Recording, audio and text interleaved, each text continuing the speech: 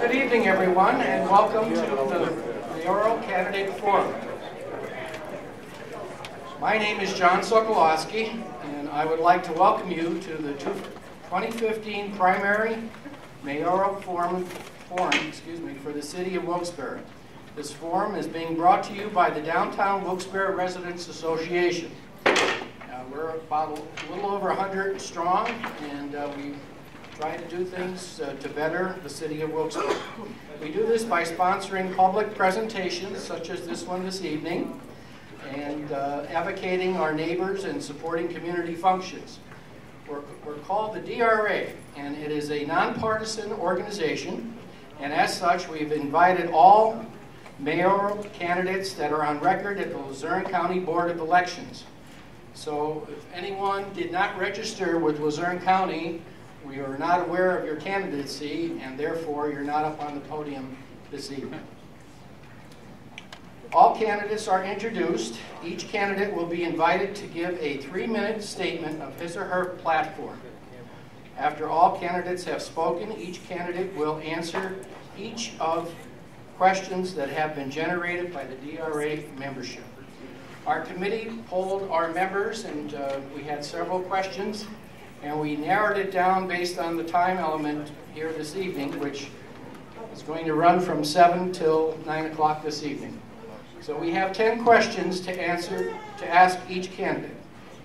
And then there will be an informal session where candidates will be invited to move around the room, provided an opportunity to meet on an individual basis with the attendees. My colleague this evening, Mr. Ward, will introduce each candidate.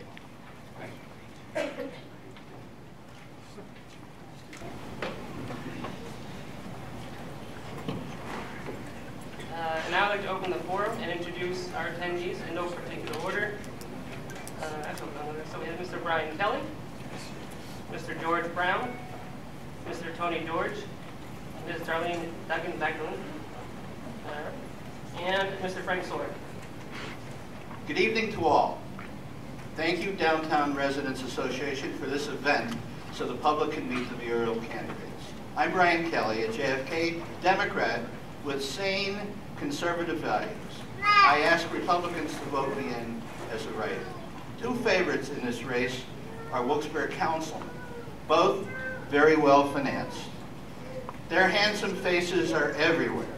Radio, TV, newsprint. I have no war chest, but I envy theirs.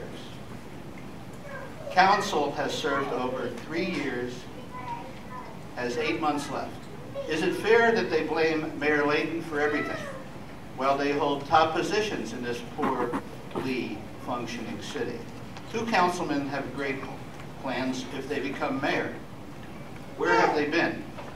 Why not pass ordinances to help people right now?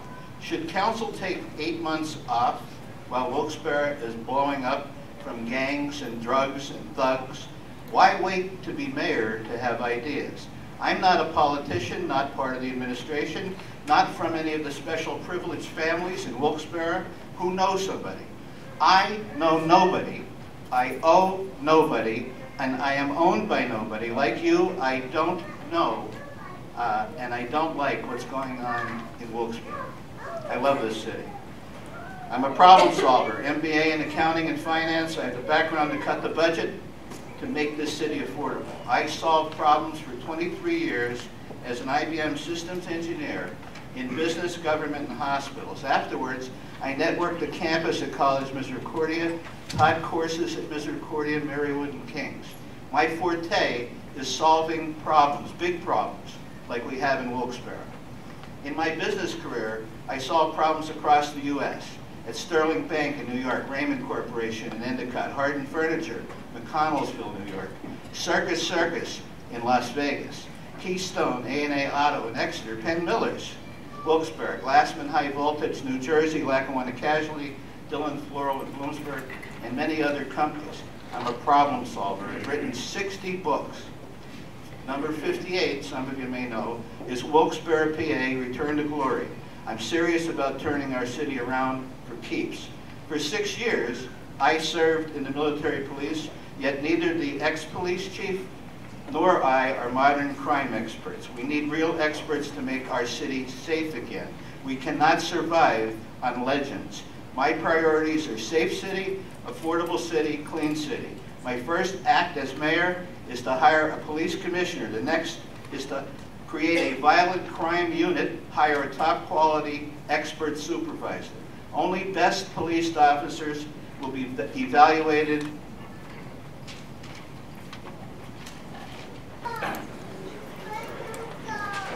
Thank you. Can you hear me in the back? Can you hear me okay? I'd like to introduce myself. My name is George Brown. Born and raised in the city of Wilkes-Barre.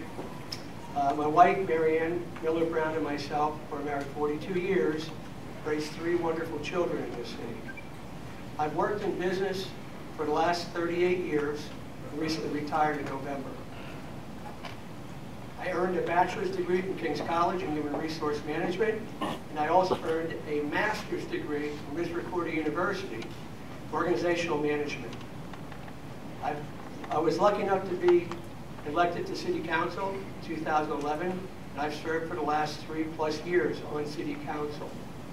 During my time on Council, I have voted for many projects and resolutions and initiatives that have helped out the City of Wilkes-Barre, contrary to what Mr. Kelly has stated. I've worked on flood insurance initiatives. I have met with the Army Corps of Engineers in Baltimore, Maryland, seeking funds for flood protection for the city of Wilkes-Barre. I have put through a resolution to help with the in adverse of the Bigot Waters Flood Insurance Act, which, by the way, was passed by City Council. I have the experience to run the city of Wilkes-Barre. I am the only candidate here tonight that has experience in the public and private sector. I will run the city of Wilkes-Barre like a business with a $42 million budget and 300 employees. I will look at every line item on the budget, and I will make sure that this city is run like a business where the people in this room tonight, the taxpayers, the taxes you're paying to the city will be utilized in the most efficient manner possible. I will address crime. I will make initiatives that we will look at providing additional resources to our police department. I will look at addressing blighted properties. And I'm sorry, I can't see the card, so I'll stand over this way. But I will address blighted properties. I will address nuisance item properties. I've been addressing nuisance properties for the last 3.5 years. I've been addressing blighted properties. Some of the people here tonight can attest to the fact that I've helped to clean up your neighborhoods. This is something I'm going to continue to do. As your mayor, I will hold town hall meetings in all 5 districts of the city of Wilkes-Barre, where you can come to me and my staff, meaning the police chief, the fire chief, and other people, and we will hear your issues in your neighborhoods. This is what I'm going to do as your next mayor. And I need your support on May 19th and your vote to make me the next mayor of the city of Wilkes-Barre. Thank you.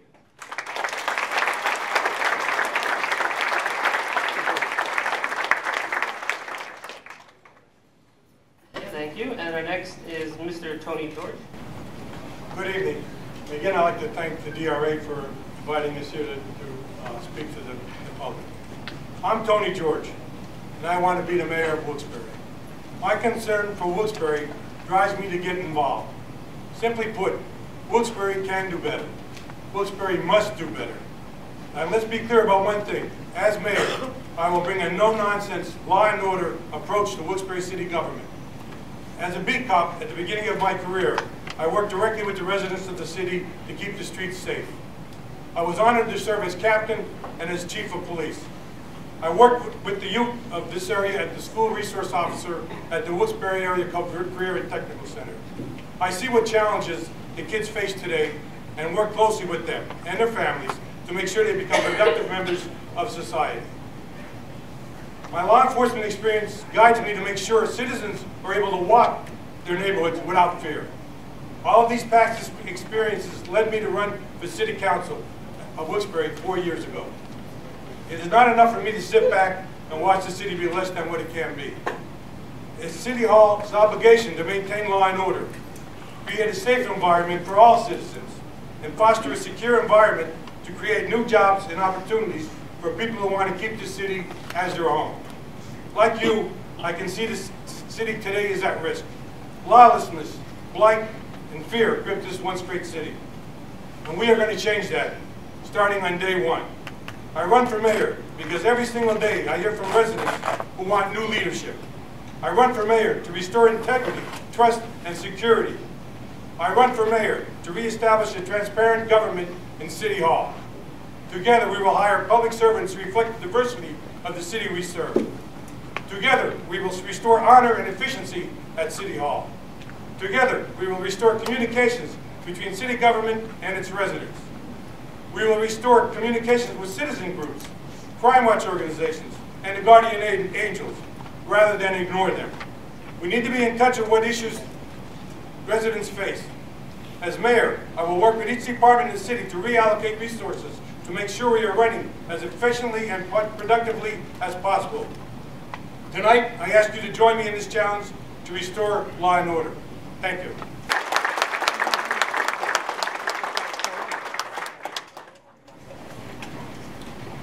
Thank you. And our next candidate is Ms. Darlene Duggins-Magdalensky.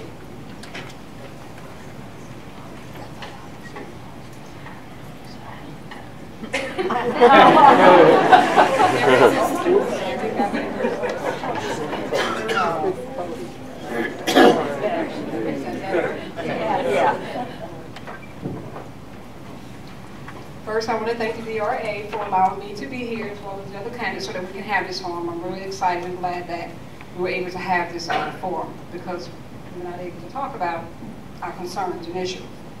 First, I want to say that I was born and raised in Wilkes, New Jersey. I relocated here to Wilkes-Barre in 2004.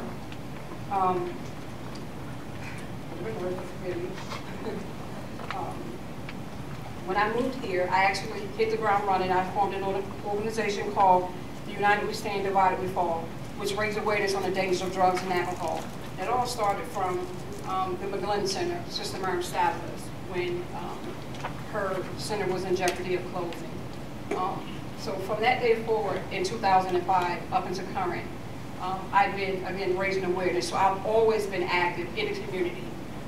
I am not a self-described, but I am a community activist that was named by the community, by the media. Some issues that I would like, that I believe as a candidate for Wilkes-Barre City, I'm just going to get to the point that I feel needs to be addressed in order for us to grow as a community. I think we need to address integrity, safety, and redevelopment. It's important to me as your mayor that I demonstrate accountability and be approachable, reachable, and transparent. My goals are for every resident to feel safe and secure again and not feel threatened by the surroundings that they live in. Also, I would apply for warranted grant money that will help us to build a restored, safe, and structured community. I have a desire to see a much healthier and unified community at large. I will do my best to cultivate a redeveloped city as a community effort. This will allow us to move in a positive and productive direction, something I feel is way overdue. Crime and gangs. This is one of the most important issues I will tackle. The high crime rates connected to the distribution of drugs, substance use and abuse, gun violence, and gang activities. I will enforce anti-drug and gang laws and implement more police and gang task force visibility from a local, state, and federal level. I will have more police on foot patrol and bike coupled with more effective officer training. I would form a cost-effective yet beneficial Crime Stoppers unit and create enriching police programs that would involve the police, youth, and the community so that the residents can renew their trust that is desirable in our police officers. Recreational and family activities. I would make an effort to attract and to oppose more family-oriented businesses in the city, and I would encourage existing organizations as your mayor to offer more affordable adolescent recreational activities. To summarize, tennis association and Alliance and Community Assistance, tennis associations and Alliance Community Association. Neglected properties I will deal with, citywide spring cleanup, and bulk item pickup I will deal with. I want to step forward here. I have a double major in social science and human services. Graduated with high honors from LCC.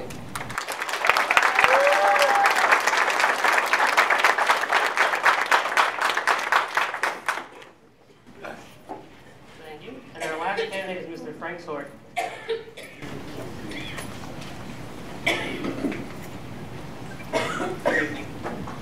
My name is Frank Sork, and I'm the Republican candidate for mayor. I stand here before you tonight not as a politician. I'm an average citizen. I'm not born and raised in Wilkes-Barre, so please forgive me. I was born in a small town, Falls, Pennsylvania, a few miles into Wyoming County. I came down here to Wilkes-Barre for the dream of home ownership. When my wife and I started out, we started very young.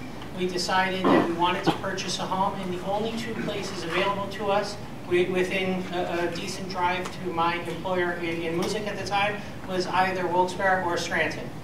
Ultimately, we decided on Wilkes-Barre because it was a much smaller, safer city. Boy, was I in for a shock, right? Like many of you, the current administration did absolutely nothing when they were warned that crime was happening. And I run for mayor now out of pure frustration. I'm frustrated that any time we've looked into anything, it seems like we've hit a brick wall. It doesn't matter what you touch in the city of Wilkes-Barre, whether it be contract negotiations, whether it be a police report you're looking for. The answer is no, and quite frankly, I'm tired of being told no.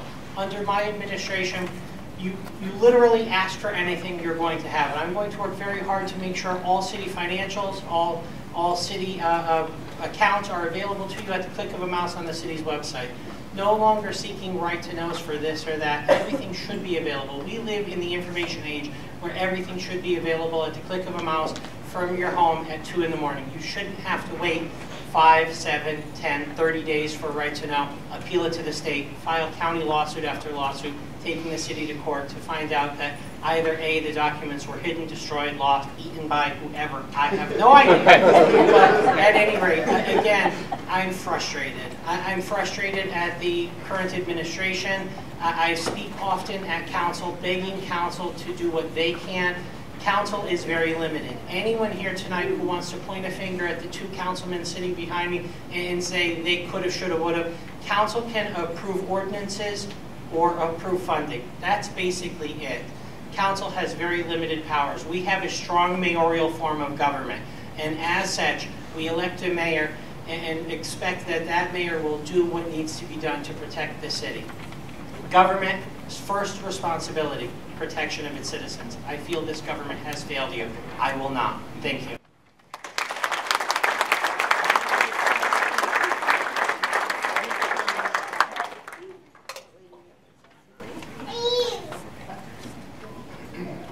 Well, first, DRA would like to thank all the candidates for their opening. Next, we start our questions, and we have 10 of them. There was a team of 6 people that formed the committee. We narrowed the questions down from several that we received from our membership, and these were the 10 questions that the committee agreed to. This evening, there are 4 members of that committee that are here in the audience to walk me through these 10 questions. If any candidate would like me to repeat the question, I would be happy to do so as we move along. I will state the question once and ask each member to address it for a 2-minute session. Question number 1. The State Auditor General recently released a report on the status of Pennsylvania's municipal pension funds. The city of Wilkes-Barre ranked in the top 11 for the largest dollar amount of unfunded pension liability, putting retirement commitments at risk. Wilkes-Barre's unfunded amount is $31,131,000. As mayor, how would you address this issue?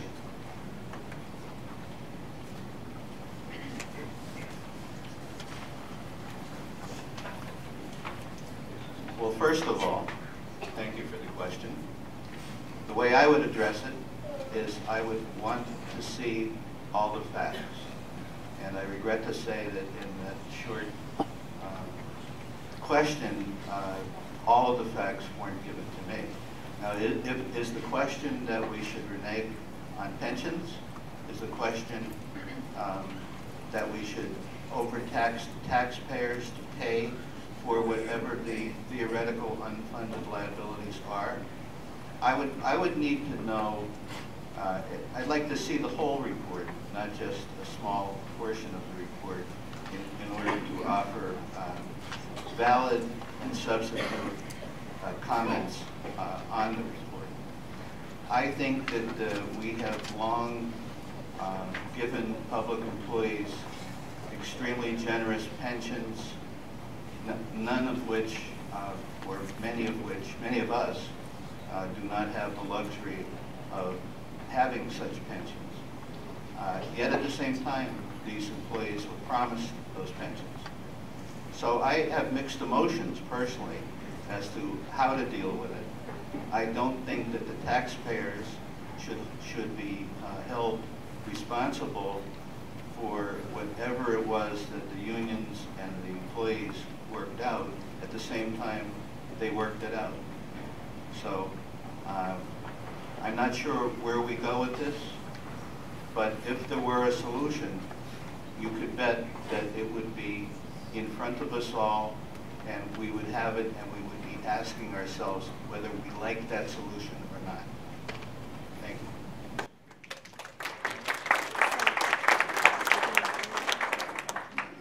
you. Let's talk about the pension funds. Let's talk about where we're at as far as a city with the pension funds. First of all, the prior administration, Mr. McGrory, borrowed $40 million to meet the actuary for our pension funds that were underfunded. Even after that $40 million was borrowed, there are still several minimum obligation payments that were not made. That's where we got into trouble, folks. We can make these minimum payments by effective budgetary practices. What I'm going to do, and I have experience from business, I'm going to look at every line item in our budget. I'm going to look at how we can ensure that these minimum payments are made. And I promise you, as your mayor, I will never, ever not make the minimum payments that are due. The pensions are underfunded, that's true, but they can be made, and the payments can be made by the proper budgetary practices that we can put in place. I'm the person that can do that. I have that experience. I have that knowledge. I have that skill from being in business for 38 years. I worked for several large companies in that 38 years. RCA, General Electric, Thompson Multimedia. I've dealt with budgets. I've dealt with personnel. I'm going to look at every line item, including personnel items, including where there may be some monies that we can take, and take those monies and resources, allocate them to other things besides the pension fund payments. I'm going to allocate them towards police. I'm going to allocate them towards other property, blighted properties, and other programs that we can put together to help the city. The pension funds are underfunded. I agree with you. But the minimum payments can be made, and we can continue to make those payments under sound fiscal budgetary guidelines that I will put into place as your next mayor.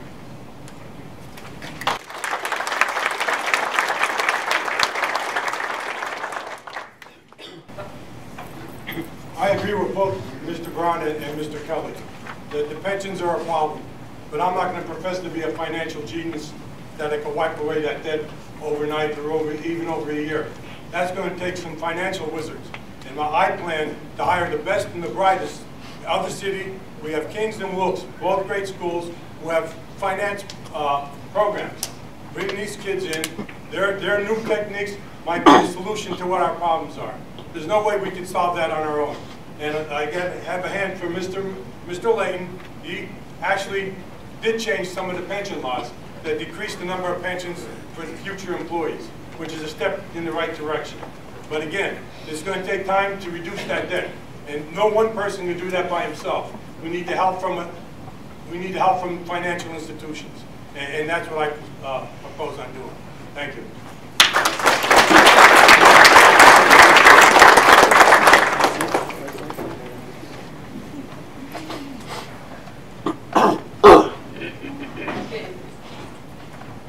I have to agree with all the gentlemen that, you know, this is a serious issue that we have here. I remember reading about it, and actually I remember when a question was asked of Kim Bracey, who was one of our neighboring cities, who was actually had the same demographics that we have, and she talked about the struggles of of the pensions. And I think what we can also consider doing is, I do think that was a great idea, George, of what you said is looking at, other counties and bringing them in. I think we all have great ideas, but also how about we look at other neighboring cities and see what they're doing to see how they're dealing with, these pensions. But, just being honest, I do have over 18 years of management as well as bookkeeping experience, working with audits, working with bylaws, working with large corporations as well. So I do feel like I have that experience, but again, we're going to need more experience to bring people in here to help us to get where we need to be at. So I'm going to just be fair and say that I think we all have great ideas.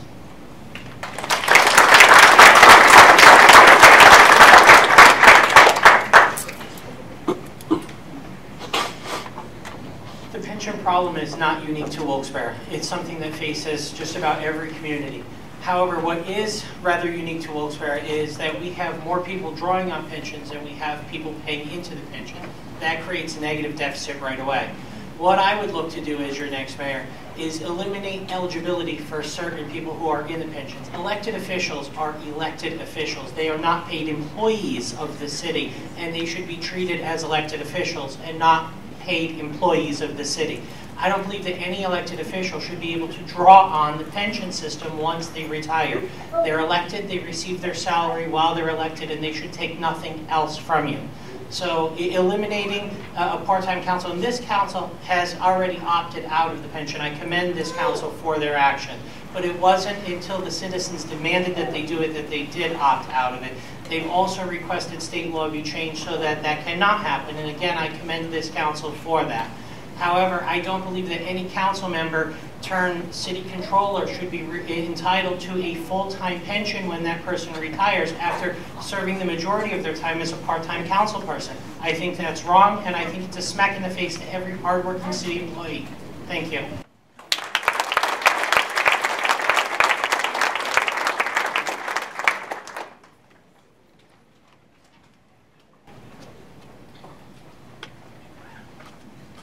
Question number 2. As mayor, what would you do to create a stable, attractive neighborhoods that can successfully retain and attract wage-earning residents and households? Please provide a specific example of how you would do so.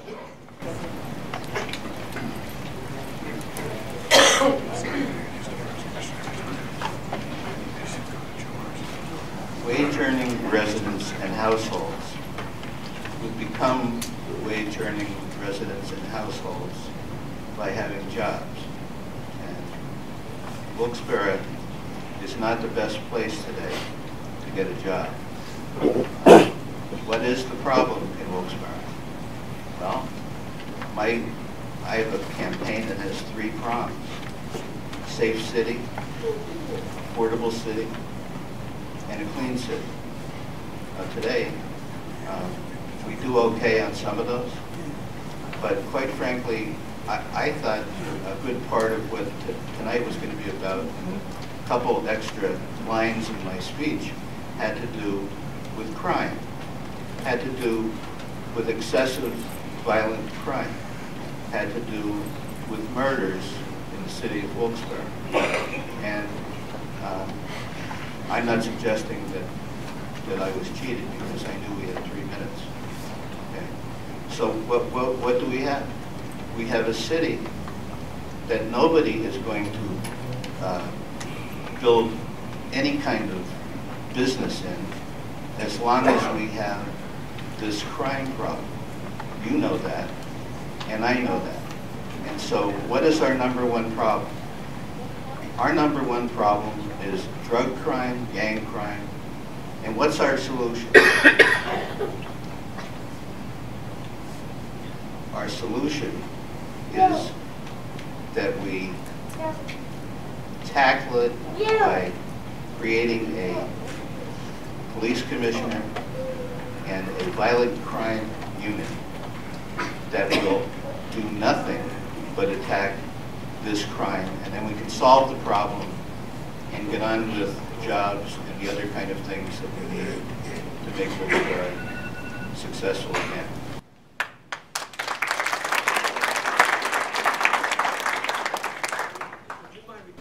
The question is, as mayor, what would you do to create a stable, attractive neighborhoods that can successfully retain and attract wage-earning residents and households. Please provide a specific example of how you would do this. Thank you. I appreciate you doing that. When we talk about our neighborhoods, naturally, crime is the #1 issue everybody up here is going to address as mayor. No matter who you elect, we're going to fight crime. We have different visions how we're going to do that. My vision is different from some of the other people up here today. We have to remember the neighborhoods and the people that are here tonight, the hard-working families that work hard and keep their houses up and their neighborhoods clean, they're the people that are the lifeblood of this city. They're what's keeping this city going. And a way to promote more families coming in is to address blighted properties. After you've addressed the crime issue, blighted properties, absentee landlords. We have to look at the quality of life issues that we have out there. Take a very hard stance on these quality of life issues. As your mayor, one of the things I'm going to introduce, I'm going to introduce police officers that will be assigned in specific areas of the city. They will get to know who lives in their neighborhoods. The people will get to trust them. We started a practice this year at Public Square. We have Officer Merkel there. And that has been a home run. So I compliment the mayor and police chief for doing that. People talk to this officer. They trust him. I want to continue that, but in your neighborhoods. When you talk about neighborhoods, we also have to talk about the downtown residents. That is a neighborhood, even though it is located in the business district. We have to provide a safe area for our people to live, and my #1 concern as your mayor is the safety and security of our residents and the people that live in the city of Wilkes-Barre. Thank you.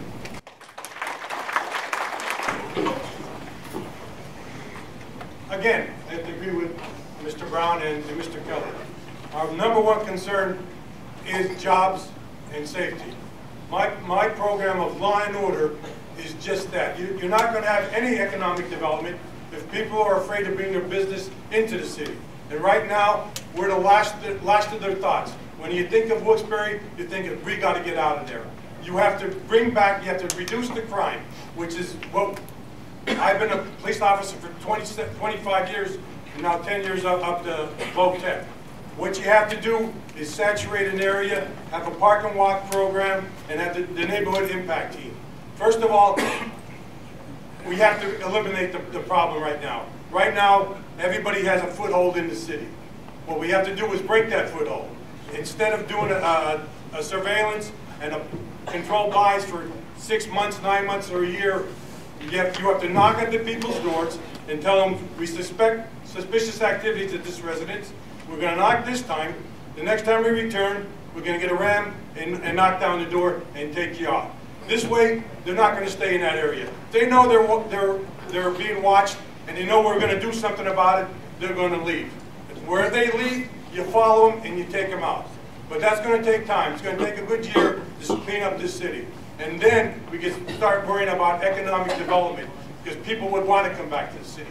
Right now, if you have a child, my wife won't let our grandkids out of the house because she's afraid something's going to happen to them.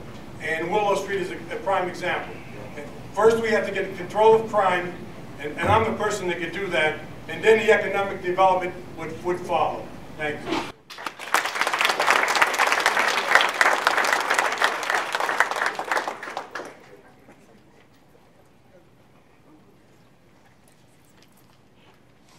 Again, I guess we all agree with the crime issue. Crime. We have a serious issue with crime.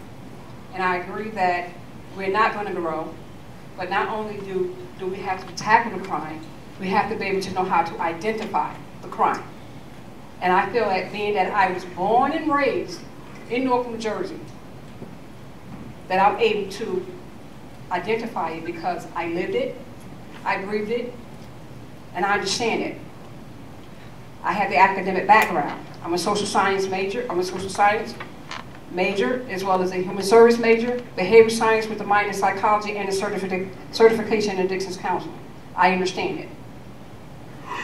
If we want our economy to grow, I do agree that we have to deal with the root problem, not just address the crime, but why they're committing the crime. No one is talking about the root problem, the substance use and abuse, the petty crimes. No one is really talking about the gangs. We have a gang war going on at Sherman Hills. We need to address that. And how we do it is, let's start setting examples out of some of these career criminals. And I'm the one to get the job done. Believe me. We have to set them as examples. I'm telling you from personal experience because, again, I know. Again, I do believe, what they're saying is great ideas. But the ultimate goal is once we get to the root problem, which is a lot of the underlying behavioral issues, then we can get this city to grow. Because the crime is deterring, and I do believe that it would deter, prospects to even consider to even bring any type of business here. I mean, I wouldn't do it. Thank you.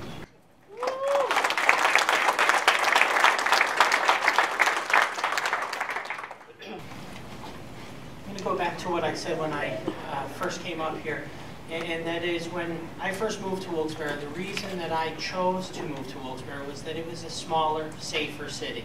And that's what we need to aim to get back to. Every candidate up here is saying the same thing, that until we solve the crime problem, we're not going to get people wanting to move back to the city and wanting to raise their families here. Right now, people from outside of Wilkes-Barre are looking down on us and saying, I don't know how those people are still there. And quite frankly, I mean, I have to agree with them, but most of us are still here because we believe in our friends, our families, our neighborhoods, and we believe that Wilkes-Barre can be great again. And every candidate up here has a plan to solve and combat the crime. But until we actually do that, we're not going to get businesses to want to invest here and bring quality of life jobs to the valley. And it's not just Wilkes-Barre that we should be looking at.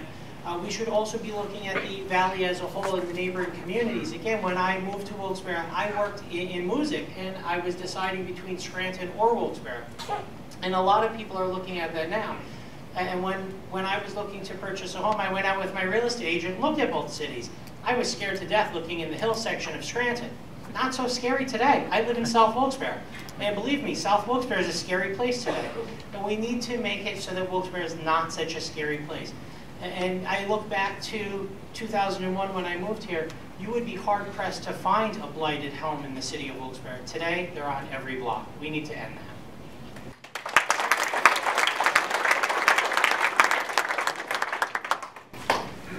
Excuse me.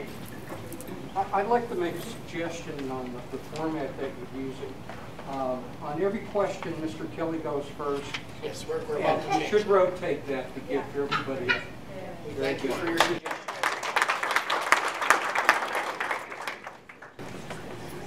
As the member suggested, what we're going to do now is we're going to start the second gentleman all the way down, and Mr. Kelly will answer question number 3 last.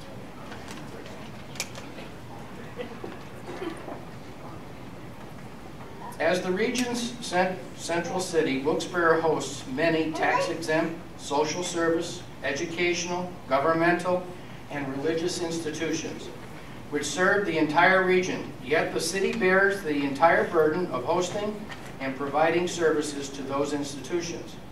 As mayor, what would you do to address this issue?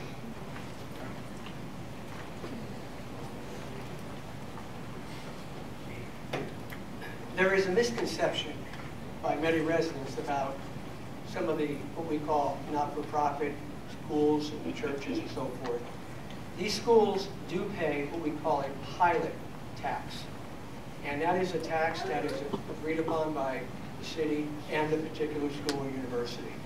They do pay for services that are rendered to them as far as the police, the fire, and the DPW and those people. So first of all, let me make that statement out there that they do pay a pilot fee for being in the city and taking the services. What we can do in a new administration, we can sit down and work with these schools, and we can see if there's an ability there to possibly change the amount of pilot taxes that they're paying. The churches are a different situation. We don't have the ability in that situation, but with the schools we do. And I would be glad to sit down with these schools in the area that are paying their pilot taxes and hopefully look at renegotiating possibly a higher pilot tax that they can pay. Thank you. Again, I have to agree with Mr. Brown. The pilot program is a payment in lieu of taxes. Kings and Wilkes both pay a pilot tax or their pilot share. However, I don't believe it was changed since they've been buying up all the property downtown. I mean, Kings owns everything from North Street to Public Square, on Franklin, North River, and North Main, and River Street. They're a great asset to the city. In the last 10 years, Kings and Wilkes are the only development we had in the city, and they did a great job on North Main Street. Wilkes did a great job in South Wilkes-Barre on South Street. However, I think it's time we have to, like Mr. Brown said, sit down and talk to the dean of both schools and see how much they can actually give to the school. Maybe they can put a surcharge on students to bring some more money in for the city, because the city's in a financial crisis, and we need all the tax money we can get, and we can't put the burden on the taxpayers, because I think it's 48% of the people are the tax people in the city. So my suggestion is, like Mr. Brown's, sit down and meet with both colleges and try to get more money out of them. Thank you.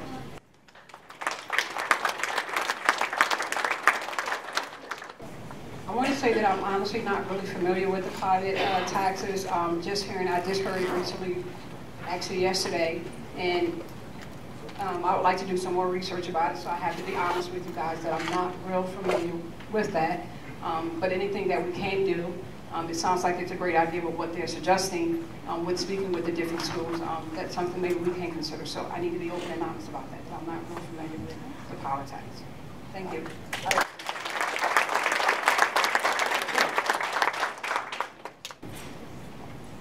Like the two councilmen who came before, I agree that we should sit down and ask for more. But let me ask you this, if you were a nonprofit business, whatever, and I came to you as your mayor and I said, listen, Wilkes, Kings, we're broke, we need your help. Can you open your checkbook a little wider? How successful do you think I'm going to be? Mayor Layton couldn't do it. The mayors before Mayor Layton couldn't do it. I don't think I can do it. I would petition Harrisburg to change the laws. You pay taxes, I pay taxes, they should pay taxes.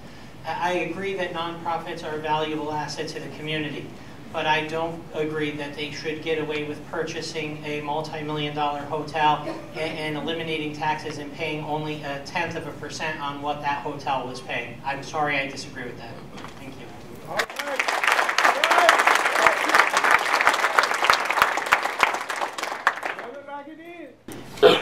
You don't know how pleased I am to say that I agree and I disagree. I think that there's always been something missing here in all these little things that we find out about by reading about them in the paper. Like the idea of planning. Now we know that we have two major institutions, Kings and Wilkes.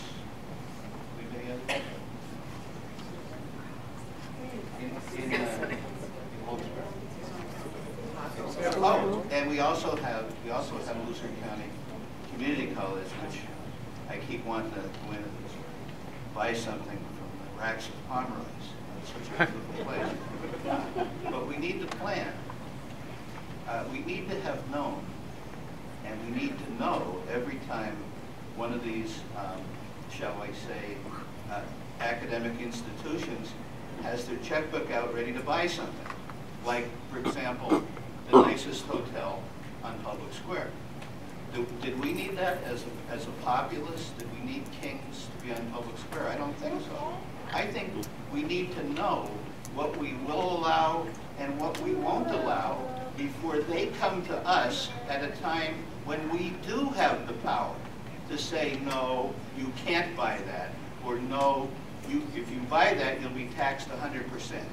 And I think that would help us by doing pre-planning as opposed to post-reaction. And here we are We are giving up a lot of our tax base.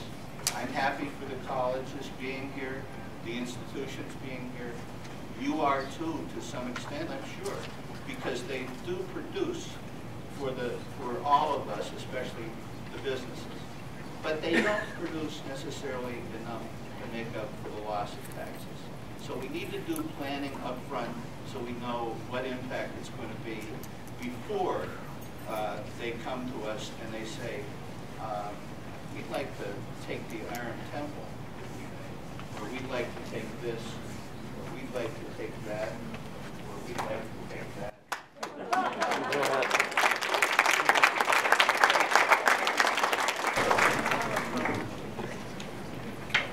Question number 4. Crime is currently a dominating topic in Wilkes-Barre. What do you think should be the first priority of the new mayor when it comes to reducing crime in the city?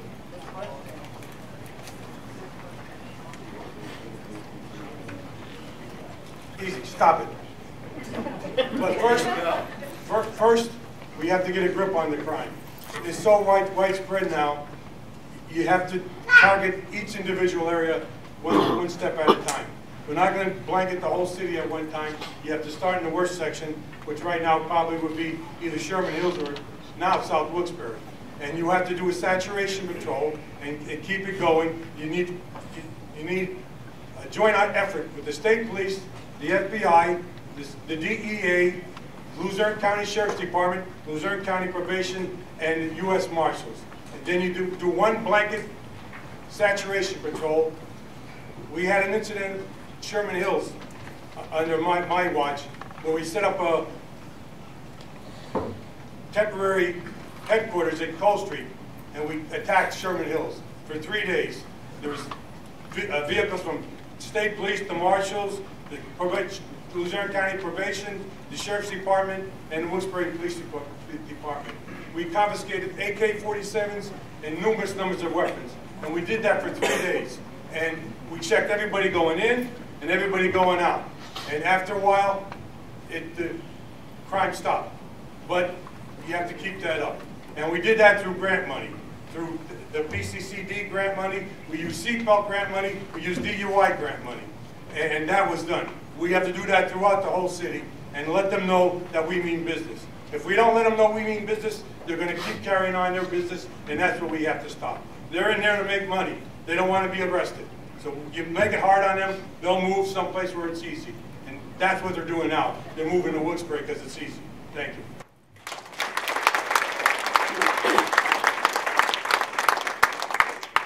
I'm going to go back to, and I'm going to stick to what I said with,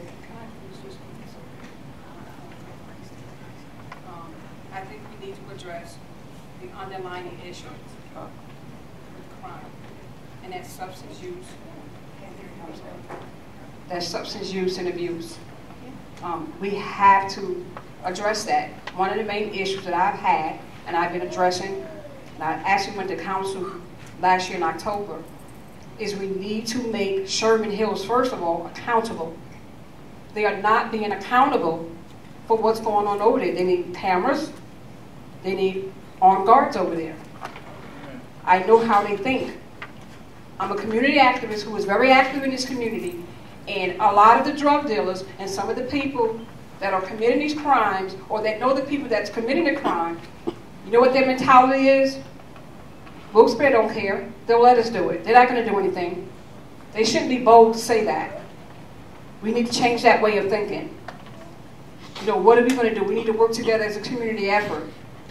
And people shouldn't have to be able to be afraid to speak with the administration or speak with the police officers. And they are, as a result of what just happened with the gentleman on Willow Street. This is why people are not speaking. This is not why they're not coming out. We have to address the underlying problem.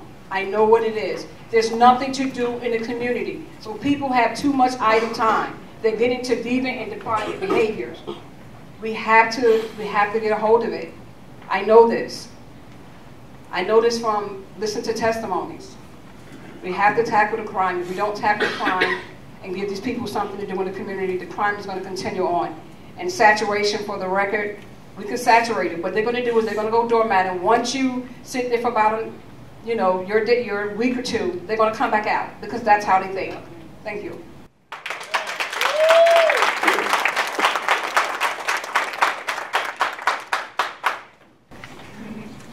So far, I don't disagree with what any candidate has said so far.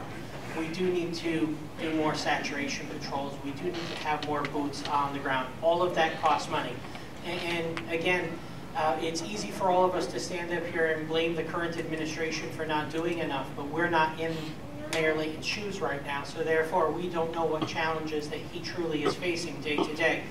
That being said, I would look to put more police officers on the streets, have more visible presence out there, and if that means eliminating some of the assistance jobs at City Hall that in my opinion just aren't needed, like a city spokesperson, I would do that, and I would divert that money to a police force. And again, if that's just one more police officer on the street, that's one more visible presence out there.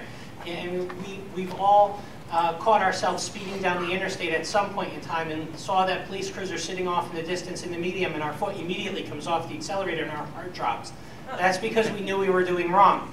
These people who know they're doing wrong in our city see the same thing when they see our police force out there. And God bless the Wilkes-Barre PD. They have their hands full. Thank you.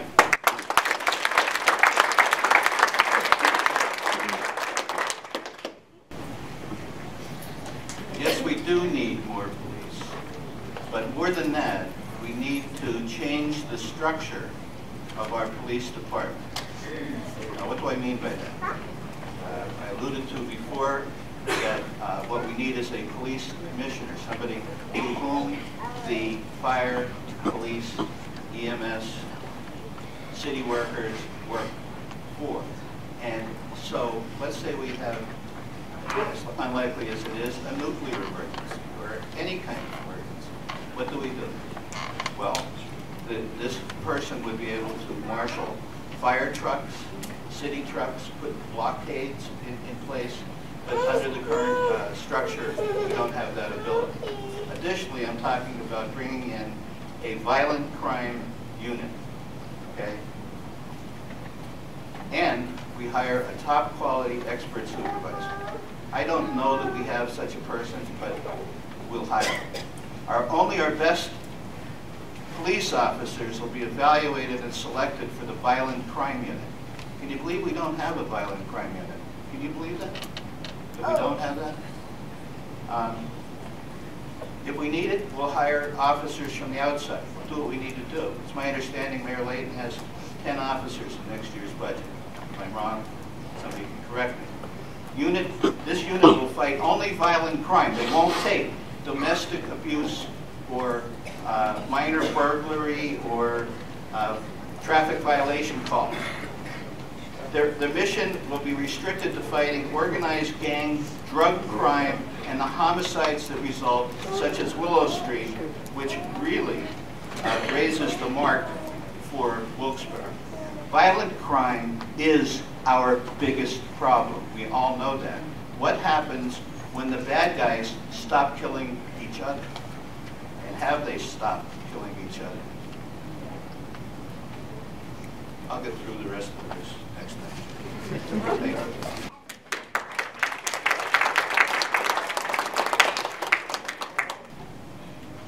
First of all, in addressing crime, I want you folks to know that we do have a task force that's put together.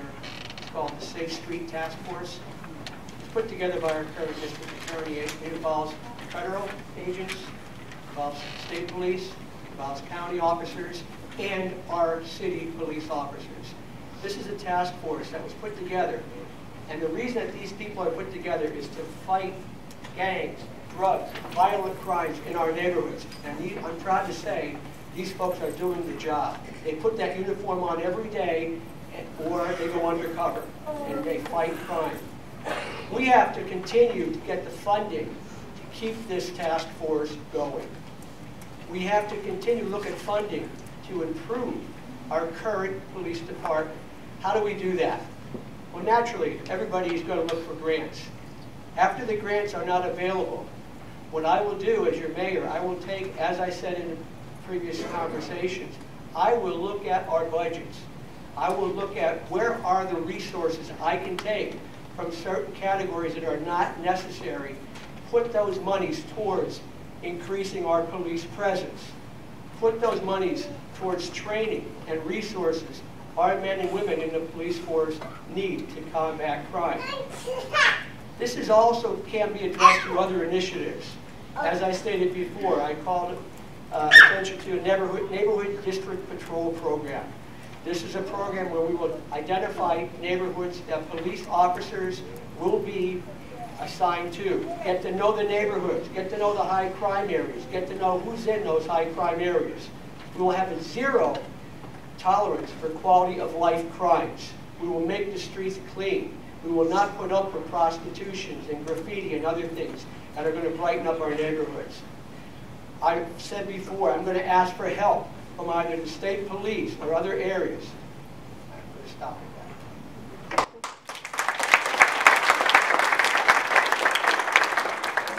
Question number 5. How would you rate the accomplishments of the Wilkes-Barre City administrations respectfully led by Mayor Layton, Mayor McGroarty, and Mayor Namey? I came here in 2004, and I believe that's when Mayor Layton came into office. So I don't know much about Namey. I heard a little bit, and I don't know much about, I guess his name is pronounced McGroarty. And I have to admit that as far as when it comes to Mayor Layton has helped me above and beyond when it came to my drug-free block party and helped me with my cleanups. I've been giving drug-free cleanups on, for almost 11 years on South Wells Street. And he have no charge. They supply bags. They help me. The cleanups, as far as the block parties on Public Square, the DA, all of them help me. So Mayor Layton, do I think that he could have done more? Yes. But do I think at the same time that, I'm going to just say this, I think Mayor Layton did the best that he knew how. That's what I believe. That's all I have to say.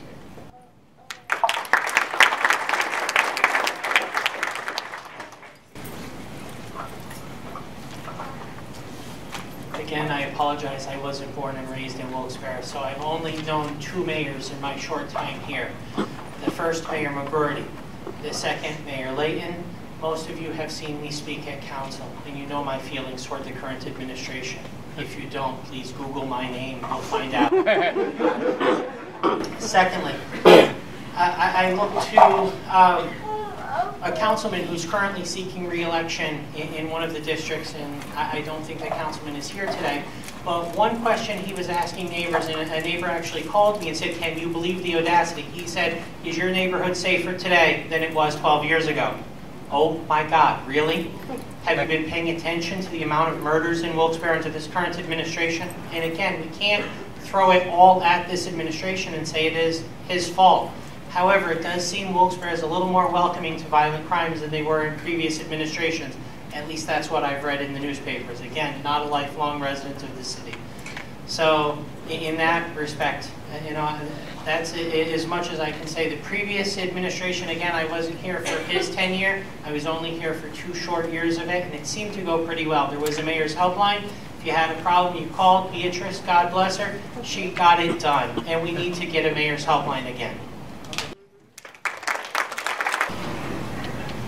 I think that all the mayors, did whatever they could. I also believe that, as the gentleman said, that over time, this city has gotten worse. So regardless of what anybody did, this city has gotten worse. And as I have said before, violent crime, again, is our biggest problem. Our city was unprepared. It is still unprepared. To the bad guys, we are, in fact, like babes in the woods. They love coming to Wilkes-Barre. I've heard multiple people say that. They love coming here. And the same old is not going to cut it. We have to crush the gang, drug, thug problem to bits. We have to stomp it down. Even our police force, we really have to re-professionalize our police force. No more pleading the fraud, no more officers being the bad guys. Police must get out of their comfort zones so that the people can be comfortable living in Wilkes-Barre again. We have no choice but to outsmart the bad guys, take them down, lock them up for good, and chase them out of town. When they're no longer comfortable conducting their nasty business, these gangsters will leave Wilkes-Barre as quickly as they found us. And that, ladies and gentlemen, when that day comes, that will be the end of violent crime in Wilkes-Barre. And I hope to be your mayor during that period. Thank you.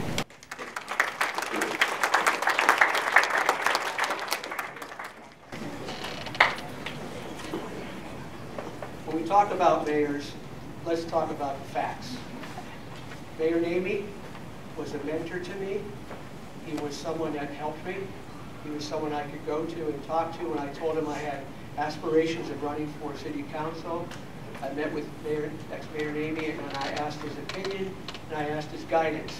And he told me, yes, pursue it, George. And he helped me to do that, and I will be forever grateful to Mr. Namey. Mr. McGroarty, when he was mayor, we had several issues. We had several issues that were carried over to the next administration. And when I talk about the next administration, I'm saying Mayor Layton's administration. People categorize me as that I always agree with Mayor Layton, and that is not true. We have not agreed on everything. When I look at a council session and something comes before me, I evaluate it. What's best for the city and for the residents and the people that work and live in this city? That's how I make my decision as a council. Okay? If I agree with what Mr. Layton proposes and people don't agree with that, they take it as a negative fact. I'm sorry, I do what I think is best for this city. When Mr. Layton took over, we had $10 million of bills that were due. We did not have the money to pay. That's something that was inherited from the prior administration. People forget that, but it can't be forgotten. We now have a credit rating, which we did not have when it was Mr. Layton took over. We have an A- credit. We can borrow. We can refinance. We just refinanced $30 million of loans that were taken out under the McGroarty administration, and we're saving $1.8 million by rewriting that loan over for a different rate. That's my analysis of the three mayors. Thank you.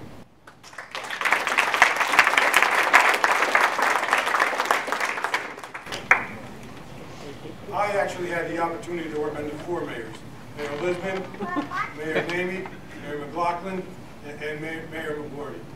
And I've taken the best from each one of their administrations. They all had their good parts. They all had their failures.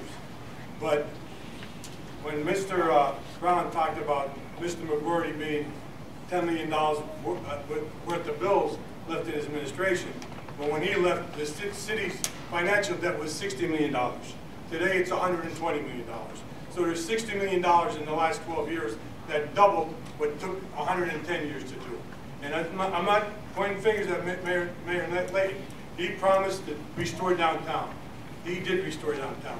Mayor McGroarty's main focus was the neighborhoods. You had street cleaning. You had hand sweeps cleaning.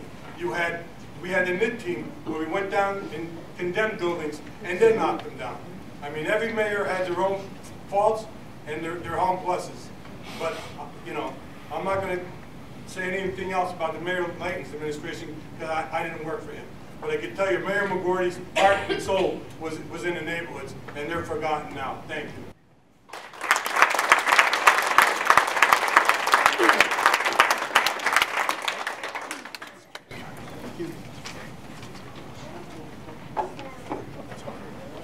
Question number 6. We know that government has limited spending capacity.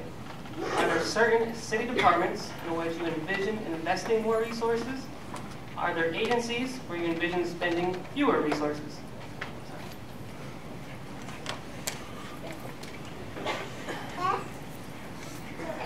no secret what departments I would slash and what departments I would staff up.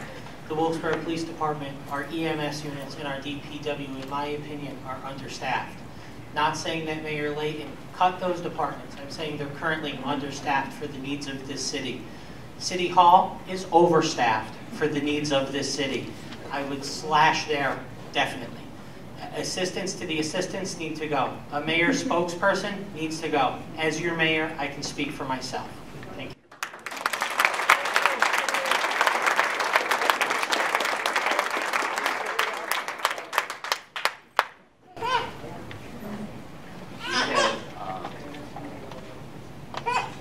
We have a 260 people, is it 260?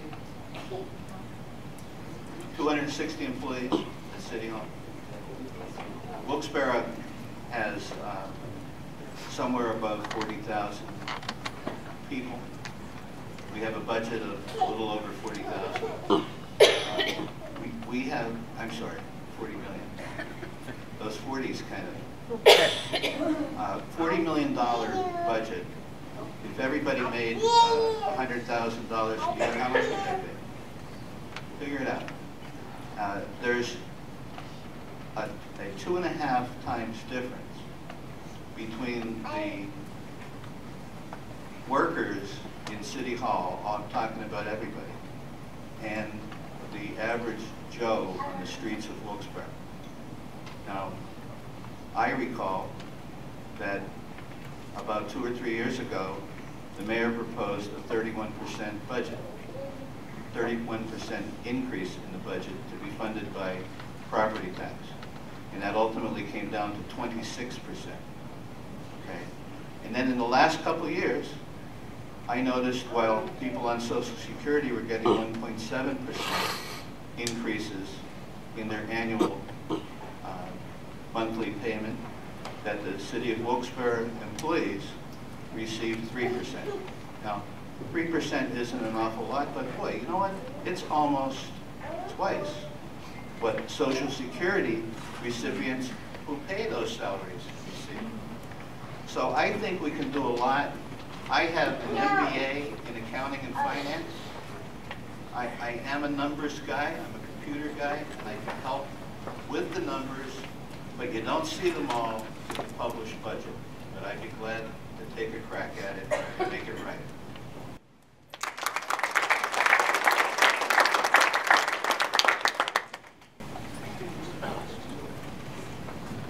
People have to understand that we have 4 unions that represent the employees of the city of Wilkes-Barre. We have collective bargaining agreements between the unions and the city of Wilkes-Barre. My background is in human resources. I have a bachelor's degree in human resources and a master's degree in organizational management with a specialization in human resources. What I would do as your mayor, I would look at all of the job descriptions and all of the tasks that are done by our city employees. I will be very much aware of what every single employee is supposed to be doing and what their jobs entail. That's my specialty. That's what I've done for several years in business. So I'm telling you that I will look at making sure that people are doing the jobs that they're supposed to be doing. I will make sure that I work with the unions. People talk about 3% raises. They are part of contracts that have been negotiated with the unions. They're not something you can just take away. You can't do away with a contract or a collective bargaining agreement. They have to be negotiated. Let's be realistic here. We have some options here. We have some ways to look at how we can save money. Some things we have to work through. Hard work, making sure that we know what our people are doing, and we have good people working for the city. We have to make sure that the jobs are done properly, that I will do that as your next mayor. I will make sure that I use my experience I've gained over the last 38 years and through my education to make sure that we are utilizing our resources and the tax dollars that you pay, that you're getting a good return on those taxes. Thank you.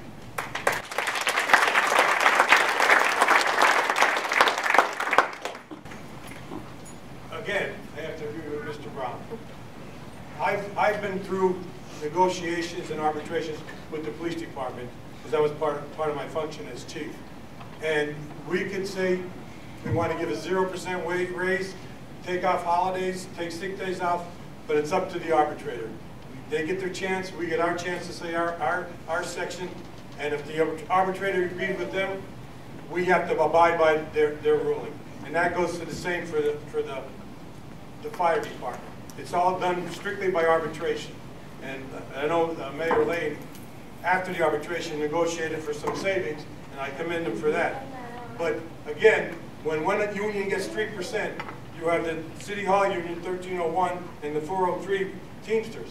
They want the same salary, and you can't blame them if somebody else in the same department, same city is getting a bigger raise. So what we have to do is, like Mr. Brown said, we have to go through the budget line by line and see what things can be cut and see what positions can be cut, if there any can be cut. I know that the street department's bare minimum now. There's no way you can cut anything there because they're working 10, 12 hours a day just to keep up with what's going on. Again, like I said, I agree with Mr. Brown. Thank you. I evaluated the 2015 budget, and when I looked at that, 69% out of the budget was the pay. What I think we need to do is we need to cut the pays, we need to cut the positions, and something that no one also did not mention is the benefits. That's part of that budget. I believe that we need to look at the benefits and get a more cost-effective benefits plan or company that I feel that will help us to save more money. So we can look at not just, I don't know if we've been with this company, maybe, you know, I don't know how long we've been with the company, but again, no one mentioned the benefits. I think we need to look at the benefits and we need to take that into consideration because that is part of the 69%. Thank you. All right, because we want to give the last 30 minutes or so for you guys to mingle with the crowd, we're going to come down to our last question. And out of fairness, Mr. Keller started twice. We'll start with Mr. Brown this time. The last question, my favorite question, is what makes you proud to be a resident of the city of Wilkes-Barre? That's a great question to end with, by the way. As I said, I was born and raised in the city of Wilkes-Barre.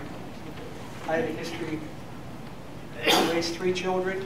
I have 2 granddaughters here tonight that live in the city of Wilkes-Barre. I have another grandchild on the way. I am very proud of this city. We have our problems.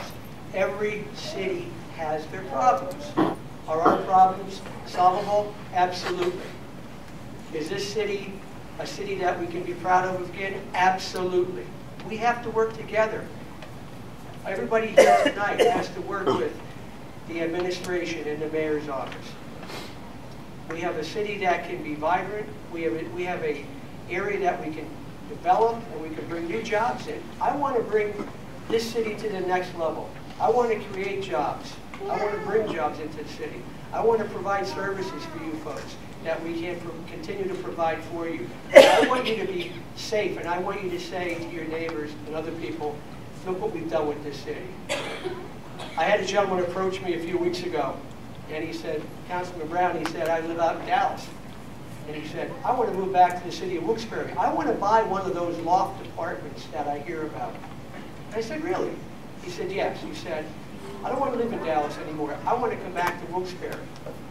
That is the future of our city, bringing people to our city that want to be part of our community. But we also have to provide for those people a safe city, that people can live and work in the city. They may not live in the city, but if they work in the city, they should be just as safe as everybody else. As I said, my #1 priority as your mayor is the safety and security of this city. And I love Wilkes-Barre. And you're going to see me here. And hopefully after May 19th, you'll see me on my campaign to be your next mayor. Thank you.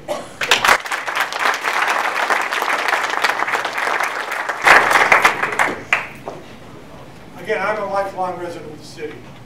My children live here. My grandchildren live here. I graduated from Myers High School, went to King's College, graduated in 1973. Back then it was an all-male school too. That's how old I am. And I was ready to retire, but I couldn't stand the way I see the direction that the city was going, because I love this city.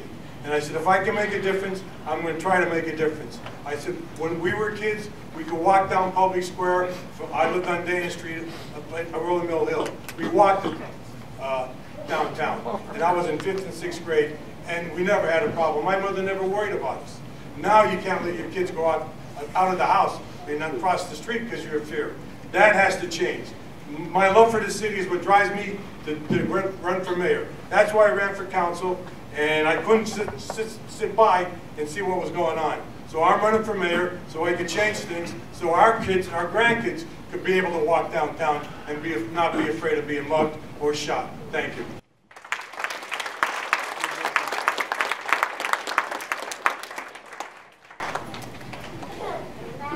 I'm going to be honest, I'm glad that this is the last time I'm coming up at the podium. I'm not a big fan of the podium, I'm going to be honest. And anyone that knows me knows that I'm more of a personal person. I prefer to be down, so it's very awkward for me to be behind the podium. Everyone that knows me, I have a strong passion for the community. I have a proven track record of that. I love Wilkes-Barre. There's nothing in this world I wouldn't do more than anything for the kids here of Wilkes-Barre. All I want to do is just help. I want the community to be more safer, more healthier. When I see all the issues that's going on here in Wilkes-Barre, it reminds me of back when I grew up in Newark, and I can see how it's turning into that. I don't want to see that because I don't think the residents that are born and raised here realize the value of what they have here. And I really, for me, as being an outsider, I don't take it for granted. I'm a behavioral science major, so I want to know how the clock is made instead of knowing what time it is. So I do a lot of research and studying, but one of the things I wanted to close with, and I felt it meant a lot to me, one of the ladies that I admire, and I happened to find out about her, is through Tom Wolf when he was running. And her name is Kim Bracy. She's the mayor of York. And when I did some studying on her website, she made this statement, and this is me, and I'm going to say this real quick. We know that our greater York community ultimately will be judged not just by the strength of our business, or by the beauty of our architecture, or our thriving park, trails, and recreation. We'll be judged by our partnerships against poverty and our moral commitment to our next generation. We want a city where each young boy and girl cannot be anonymous or not drown in poverty, neglect, and instability. We want a city that is where it is virtually impossible for a young girl or boy to walk outside of home without being inundated. Thank you.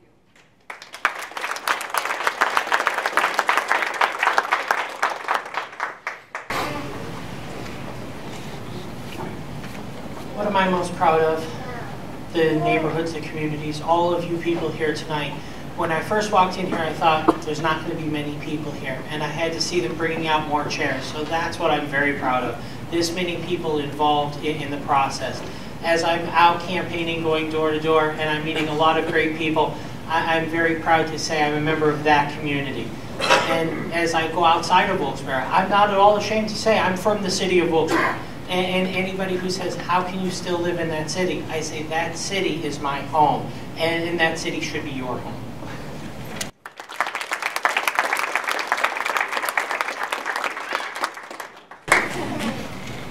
I love Wilkes-Barre. Wilkes-Barre is a land of opportunity.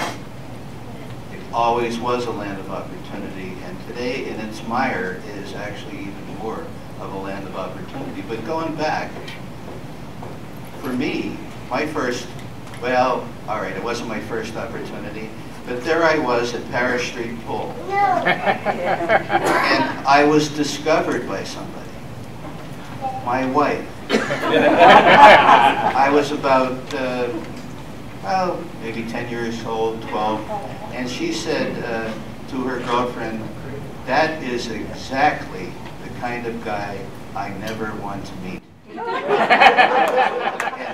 that is the truth. And I didn't even know she was looking, quite frankly. She's the most beautiful girl in the city, at least from my perspective. And I got to marry her. And I got to, with her, create a wonderful family. Two of my children are here tonight. One of them is a lawyer, and I've got another lawyer at home preparing for a case. And my daughter, who is, well, from my perspective, the best musician in Wilkes-Barre, Katie Kelly. There she is. Now, one of my other opportunities, and I won't be able to get through them all, was as a 5-year-old, I had a junk route. Now, what other city can you have a junk route when you're 5 years old? I had a junk route, and I would pick up garbage on Wednesdays, and then on Saturdays, I had customers that I would go to, and they'd see my little urchin face knocking on the door, and boy, if they had rags, it was unbelievable. 2 cents a pound. Half a cent a pound for paper. And I made my money because my mother and father, well, my father gave me 10 cents, my mother gave me a quarter allowance. I mean, that was it. That was my first opportunity. And I wrote a book, as I told you, called Wilkes-Barre, Return to Glory. I would ask you to please consider going out to my website, because you can download that book for free. 384 pages, Wilkes-Barre, Return to Glory. How did we go?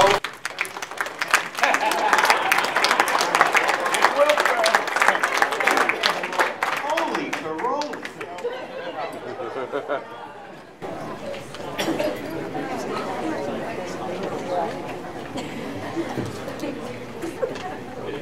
All right, on behalf of the Downtown Residents Association, I'd like to thank Mr. Kelly, Mr. Brown, Mr. George, Ms. Duggan Magalinsky, and Mr. Sark for coming out today. I'd like to thank Wilkes University for hosting this, and of course to thank the over 100 people who came here tonight to hear these candidates speak. Thank you, and now the candidates have an opportunity to speak all evening.